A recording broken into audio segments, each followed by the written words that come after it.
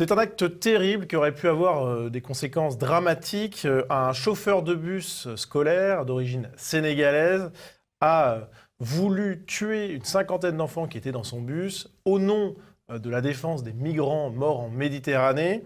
Très vite, l'information a tourné sur les réseaux sociaux et sur les médias italiens, bien sûr, et internationaux aussi. En France, eh bien, la veille des grands médias semble un petit peu mauvaise, puisque ce n'est pas un journaliste du Monde ou de l'AFP qui a relevé l'information, mais bien le site F de Souche. On le voit avec ce premier tweet de Pierre Sautarel à 16h. Un Sénégalais met le feu à un bus rempli d'enfants pour venger les morts en mer Méditerranée. Puis pas de réaction particulière des médias, donc Pierre Sautarel fait un deuxième tweet à 18h en interpellant directement ces médias. Là encore, pas de réaction immédiate. L'appel semble néanmoins avoir été entendu puisque l'AFP sort une dépêche sur l'attaque une heure plus tard. Et le premier média français à reprendre cette dépêche, eh bien, c'est Le Figaro qui publie un article à 18h51. Et puis ensuite, c'est Ouest France, 19h39 qui publie l'article. Mais globalement, l'ensemble des médias semble traîner la patte à reprendre l'information et à mettre en ligne cette dépêche que tout le monde a vu passer, évidemment. Hein. Un exemple avec BFM qui ne publie cet article qu'à 21h45. Alors, de nombreux médias attendront même le lendemain pour évoquer l'information, comme par exemple Europe 1 ou le prestigieux journal Le Monde. Et eh bien, cette chronologie, elle interpelle, puisqu'on voit que les médias, Jean-Yves, ils prennent leur temps pour reprendre l'information quand même. Alors, il est évident que là, c'est un chauffeur noir qui met en péril la vie d'enfants blancs. On prend son temps, comme vous dites justement, on traîne la patte et on minimise, parce que la majorité des titres ne disent pas la réalité des faits. Il est évident que dans le cas contraire, quand on peut suspecter de racisme un acte, alors là, c'est la rapidité et l'amplification, y compris quand c'est bidon. On se souvient l'affaire de l'athlète noire qui avait été victime de racisme en Italie, soi-disant, parce qu'elle avait reçu un œuf. Voilà. Comme d'autres passants, voilà, il s'était avéré que l'un des lanceurs d'œufs, c'était une affaire de gauche. Amplifiée. Alors c'est très important, parce que comment on forme l'opinion ? En cachant, en minimisant, en occultant un certain nombre de choses et en amplifiant les autres. Et donc, il y a une vision totalement déformée de la réalité. Alors justement, sur la minimisation des faits, eh bien, beaucoup de médias ont fait passer au second plan, voire même au troisième ou au quatrième plan, la motivation raciale du crime. Raciste. Racile, oui, mais parce oui, que racial, oui, racial. Bon.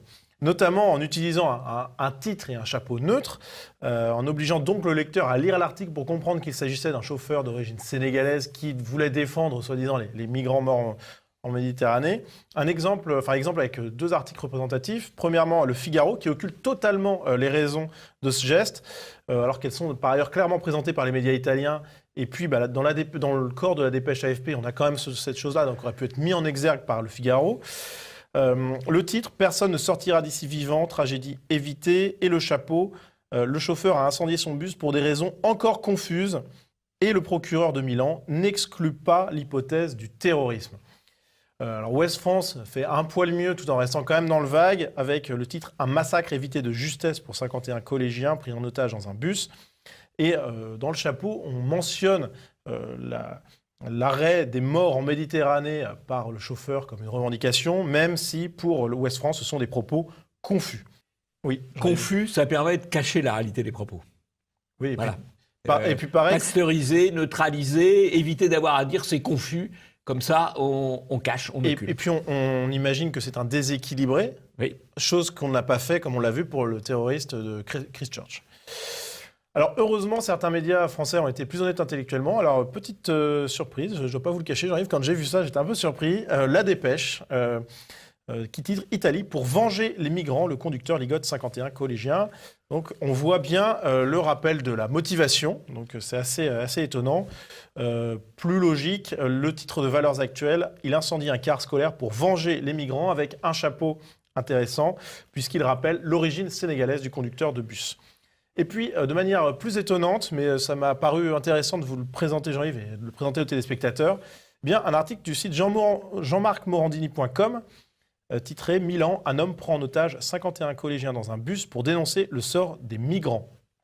Alors, si j'ai choisi cet article, c'est parce que, à mon avis, il symbolise un point de l'affaire qui est intéressant à noter, puisque Jean-Marc Morandini ne fait pas du tout dans le compassionnel ou dans l'idéologique, il est là pour faire du clic sur son site, et donc il utilise un titre qui, selon lui, attire le plus les lecteurs. Et qui peut attirer les lecteurs de toute sensibilité idéologique. Par ailleurs. Ceux qui vont être plutôt des défenseurs de l'identité, et ceux qui vont être plutôt des défenseurs d'une Europe sans frontières. C'est assez habile. Il ne fait pas dans l'idéologie. C'est assez habile. Oui, aussi, c'est vrai. Et en tout cas, ce qui est intéressant, c'est que le fait que le criminel cherche à venger les migrants, c'est non seulement une information de premier plan pour comprendre l'acte, mais c'est aussi une information qui semble attirer le clic des lecteurs. Mais c'est un choix qui n'a pas été fait par les grands médias qui, par ailleurs, pourtant, cherchent malgré tout le trafic maximum sur leur site. Donc il y a une double occultation idéologique. On est prêt à sacrifier le clic au nom de l'idéologie. Absolument, absolument. On est prêt à sacrifier l'audimat. D'ailleurs, on l'a vu aussi avec le renvoi des gens qui faisaient beaucoup de vues sur les grands médias, Zemmour, comme Zemmour par exemple. On n'hésite pas, l'idéologie prime sur l'audimat. Donc c'est quand même étonnant. Alors sur ce traitement, sur cette minimisation de l'acte en lui-même, Jean-Yves, est-ce qu'on peut redire quelque chose dessus ? C'est un classique de la désinformation, c'est l'occultation, c'est la minoration. Et c'est presque ce qui est le pire.